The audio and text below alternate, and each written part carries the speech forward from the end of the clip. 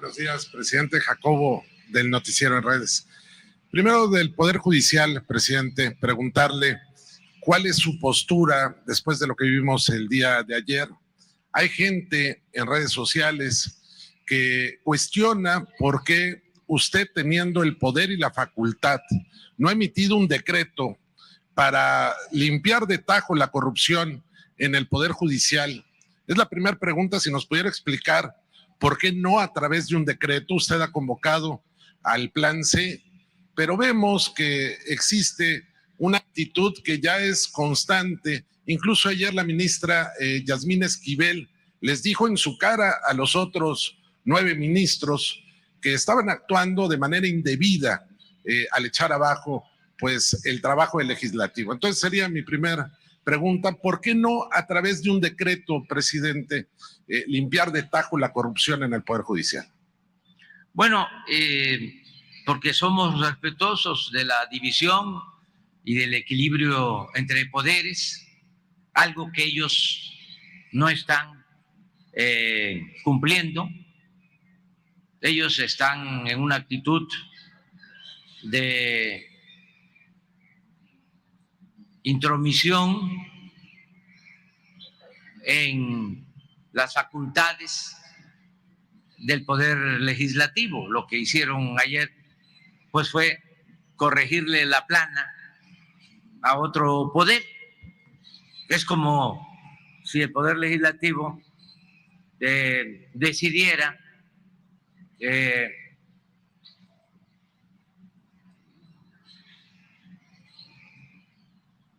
enjuiciar a jueces, a magistrados, a ministros corruptos.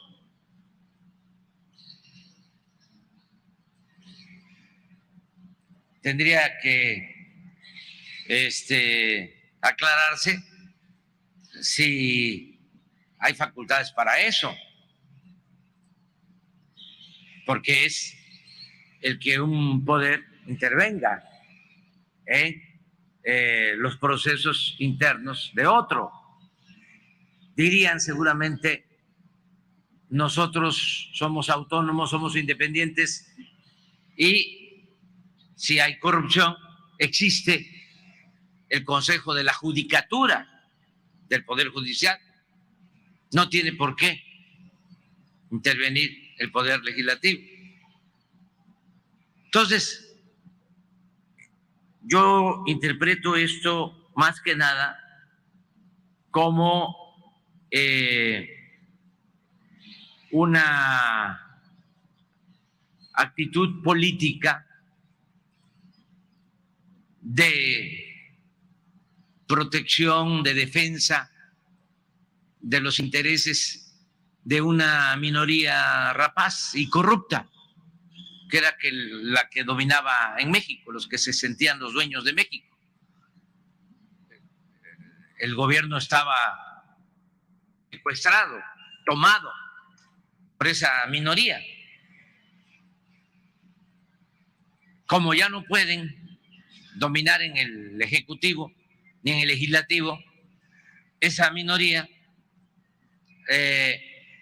está encumbrando a el Poder Judicial, convirtiéndolo en un supremo poder conservador. Ahí es donde se están queriendo refugiar los delincuentes de cuello blanco que tanto daño le han hecho al país. Los que se han dedicado a saquear a México tienen ahora a estos empleados a sus servicios, a magistrados y a ministros y también a jueces, con honrosas excepciones. Pero esto es lo que está sucediendo. Entonces, si nosotros intervenimos, si yo emito un decreto, hago lo que en su momento llevó a la práctica Zedillo, de desaparecer la Suprema Corte y de renovarla con otros ministros, despidiendo a los que estaban pagándoles muy bien por su retiro, pues imagínense, pondrían el grito en el cielo, porque así son de hipócritas los conservadores. Su verdadera doctrina es la hipocresía. Dirían, se trata de una dictadura. Ya ven, teníamos razón. Es una dictadura. No, nosotros queremos hacer realidad una auténtica democracia que no había en nuestro país. Y eso hay que tenerlo muy claro. No había democracia hasta el 18, hasta que el pueblo dijo basta. Lo que había era un gobierno oligárquico, una presidencia oligárquica con fachada de democracia. El Instituto Electoral, el Tribunal Electoral, el Poder Judicial, sí, todo eso, pero solo como parafernalia,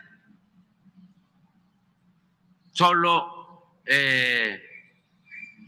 como escenografía. En realidad, el gobierno estaba en manos de una mafia de poder. Y ellos eran los que mandaban en el poder legislativo. Pues miren lo que sucedió. Lo que pasa es que hay mucha amnesia. No se hacen análisis críticos. La mayoría de los medios, también con honrosas excepciones, que no informan, sino manipulan. Pero imagínense, en 36 años de dominio de este grupo minoritario con su política neoliberal o neoporfirista, todas las reformas que se hicieron a la Constitución fueron para beneficiar a esa minoría rapaz y en contra de los campesinos.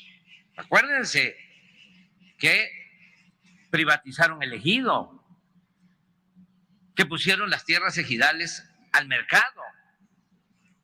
Por eso ahora hay ejidatarios que tienen grandes extensiones de terreno, ejidatarios latifundistas. Eso pasó en el periodo neoliberal. En el caso de los obreros, lo mismo. Todas las reformas fueron para congelar los aumentos salariales, para quitar prestaciones a los trabajadores, para privatizar las pensiones. Todas las reformas fueron para afectar la seguridad social, para entregar los bienes de la nación, del pueblo, a particulares, nacionales y extranjeros. Si están muy molestos porque no consumaron su obra de destrucción, porque el pueblo dijo basta y sonó la alarma, sonó la campana a partir de hace 5 años. Y así es que estamos rescatando a Pemex, estamos rescatando a la Comisión Federal de Electricidad. Si no, no existiría nada. Entonces, todas esas reformas a la Constitución fueron para legalizar el pillaje, el robo, el saqueo. Y en el caso del Poder Judicial, pues lo mismo, para simular de que había democracia. Acuérdense cuánto engañaron de que eran distintos el PRI y el PAN. ¿Cuánto tiempo engañando? Pobre gente que se la creyó cuando significaban lo mismo. Entonces necesitaban una renovación del régimen de opresión, de injusticias, de privilegios, de corrupción, y hicieron el supuesto cambio, ¿no? La alternancia. ¿Y qué sucedió? Los hechos. Pues continuó lo mismo. Para llevar a la práctica ese enjuague, desde el tiempo de Salinas llegaron a acuerdos con el PAN. Acuérdense que Diego Fernández Ceballos pidió en el Congreso que se quemaran las boletas de la elección de 1988. Siendo opositor, pide que se quemen las boletas de la elección en donde impusieron con fraude a Salinas. ¿Y qué otras cosas? Bueno, empezaron a unirse para impulsar el mismo programa privatizador y también en pago el PRI, el gobierno de entonces, les entregó a los dirigentes del PAN el poder judicial. Ellos mandaban y siguen mandando en el poder judicial abogados conservadores, reaccionarios, enemigos del pueblo, defensores de corruptos, de las minorías, gente nada más interesada en el dinero.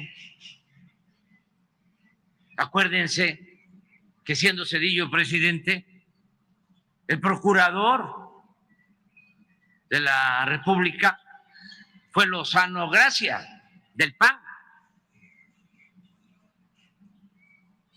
Y eso, pues es lo que ahora estamos padeciendo, porque trae ese origen. ¿Cómo remediar esta situación? Pues no es con decretos. En la democracia el pueblo manda, el pueblo decide. En el artículo 39 de la Constitución se establece que el poder dimana del pueblo y se instituye para su beneficio, y el pueblo tiene en todo momento el derecho de cambiar la forma de su gobierno. ¿Qué es lo que hay que hacer? Voy a enviar una iniciativa de reforma a la Constitución. Espero que para entonces en el Poder Legislativo haya una mayoría calificada que impulse la transformación, la purificación definitiva del gobierno, y que se elijan a los jueces, que el pueblo elija a jueces, a magistrados y a ministros, como se hizo en la época del presidente Juárez. que el pueblo elegía a los integrantes del Poder Judicial, bajo requisitos para tener abogados, para tener legisladores, en este caso jueces, magistrados, ministros, que actúen con integridad, con rectitud, que defiendan y protejan al pueblo, que no estén al servicio de la delincuencia de cuello blanco. Eso es lo mejor. Lo otro, pues, sería darles motivo para sus campañas, porque ya ven cómo son de hipócritas, se rasgan las vestiduras.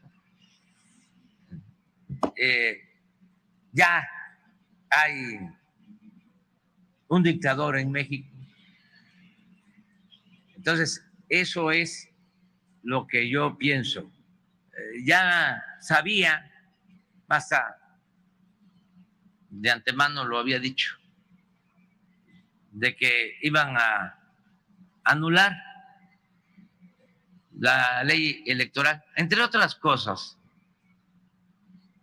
porque estos ministros, y me gustaría que me contestaran,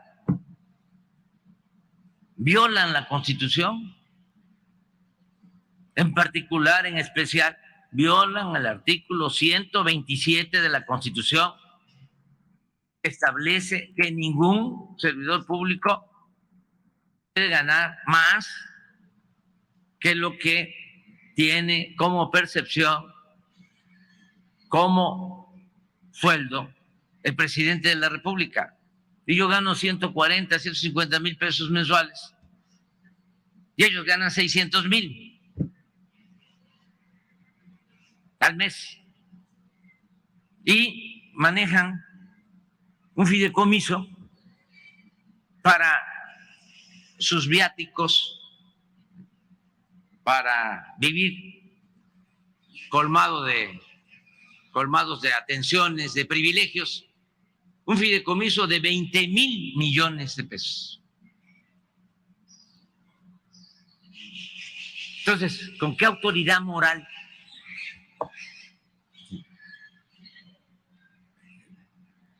cuestionan el procedimiento del Poder Legislativo?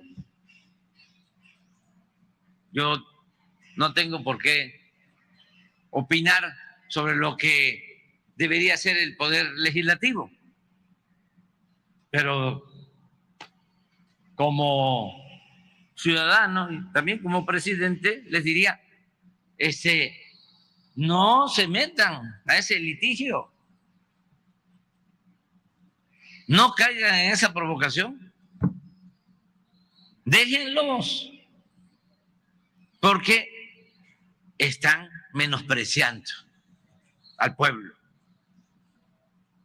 Piensan que pueden hacer sus fechorías y que el pueblo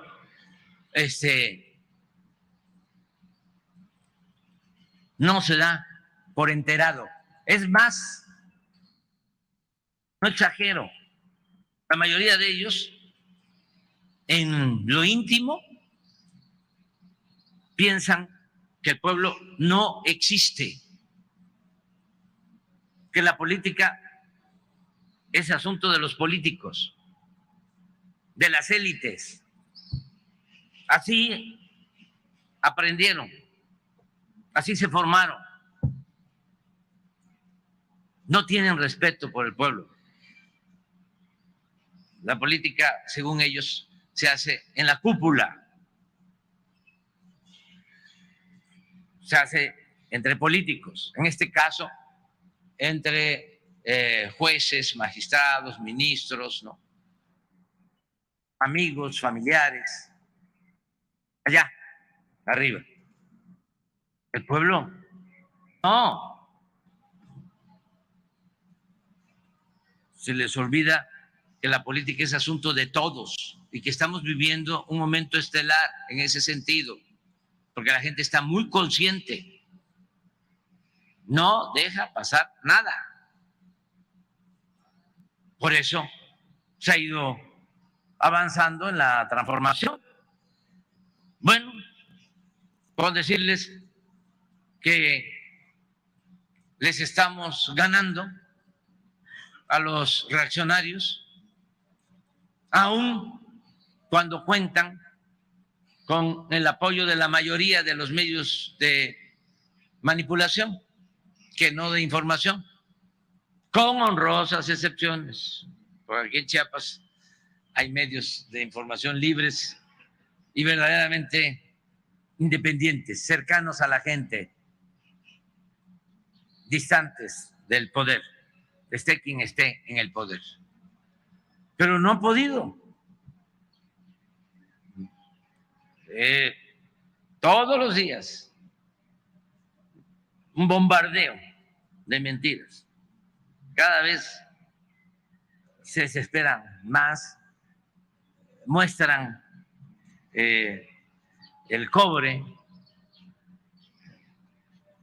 y gritan, insultan, pero no. Y lo mismo sucede con los pseudointelectuales o académicos de la derecha, que antes simulaban ser independientes. Y ahora ya, fuera máscaras, ya se están situando como lo que son, intelectuales, escritores, al servicio de los varones del dinero en México. Acabo de ver de que ya formaron con un grupo de estos escritores intelectuales, Sheridan, de Letras Libres, Aguayo, un comité para opinar, porque son sabiondos y expertos.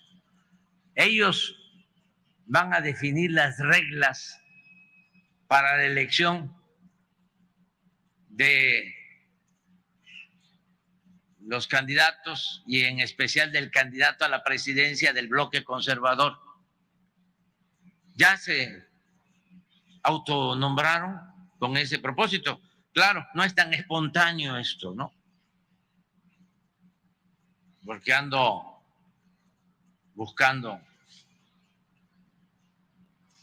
al tonto que les crea, ¿no? De que entre ellos se organizaron. No. Ahí están los jefes, ¿no?, del bloque conservador, que fueron los que los congregaron, ¿no?, con ese propósito. Pero qué bueno, porque cómo engañaban. Era lo mismo esto que hablábamos del PRI y el PAN, que eran distintos. Ponían a la gente a pelear cuando no se ganaba nada con ninguno. El pueblo no ganaba nada, porque todo era una simulación. Entonces ahora también con estos intelectuales orgánicos, ya al desnudo, ya sabemos quién es quién. Todo esto lo debemos de celebrar, porque esa postura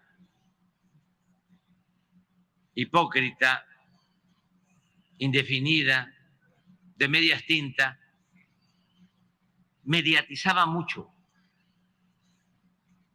impedía que se dieran los cambios.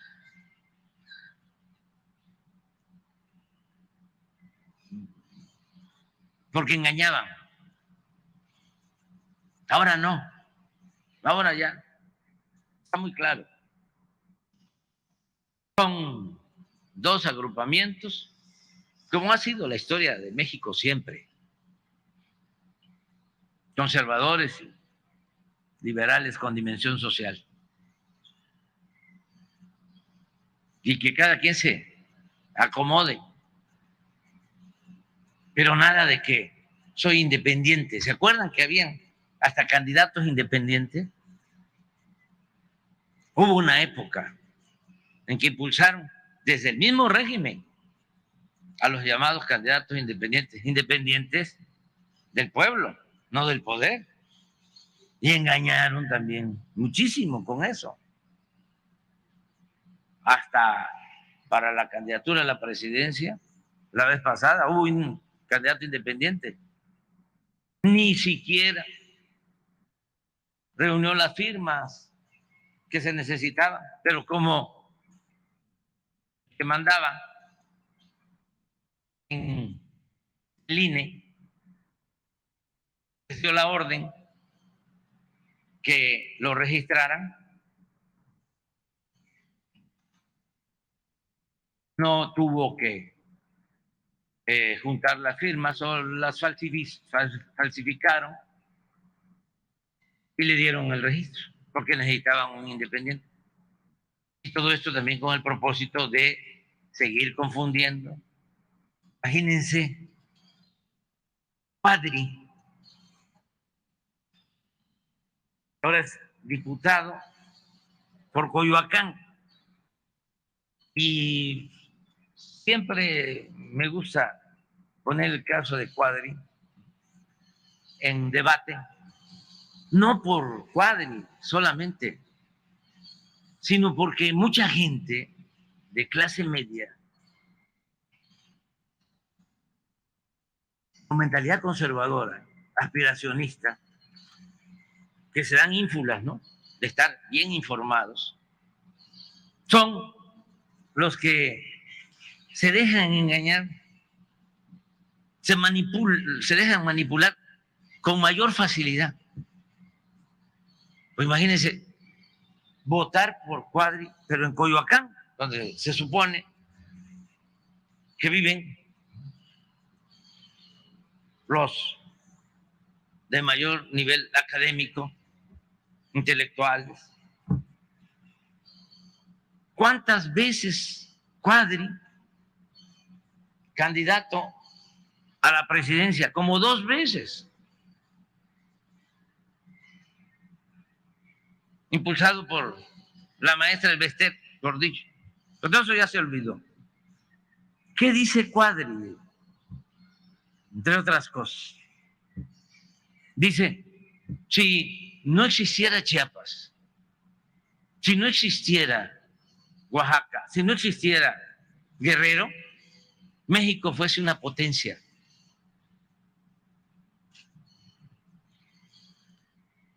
Imagínense, si no existiese Chiapas, si no existiese Oaxaca, si no existiese Guerrero, no existiría México.